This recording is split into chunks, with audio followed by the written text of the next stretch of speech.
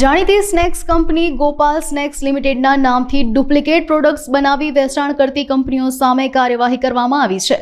આ કંપનીઓ ગોપાલ સ્નેક્સ જેવી જ પેકિંગ, ડિઝાઇન અને તેના રજિસ્ટર્ડ નામનો ખોટો ઉપયોગ કરી લોકો સાથે છેતરપિંડી કરતી હતી। ત્યારે હાલ આ કંપનીઓ સામે કાર્યવાહી કરીને લાખોનો નકલી મુદ્દામાલ સીઝ કરવામાં આવ્યો છે।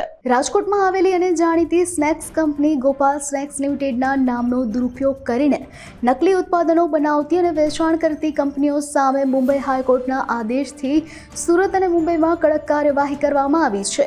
આ ઓપરેશનમાં ગોપેન્દ્રા અને શ્રી ગોપાલ ગોપ્સ નામની કંપનીઓ ગેરકાયદેસર પ્રવૃત્તિઓ કરતી ઝડપાઈ છે।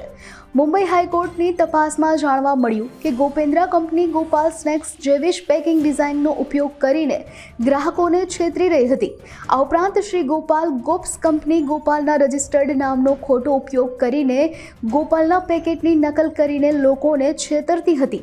આ ગંભીર છેતરપિંડીને ધ્યાનમાં લઈને કોર્ટે તાત્કાલિક પગલાં લીધા। મુંબઈ માટે કોર્ટ કમિશનર અને ગુજરાત માટે કોર્ટના ખાસ અધિકારીની નિમણૂક કરવામાં આવી હતી।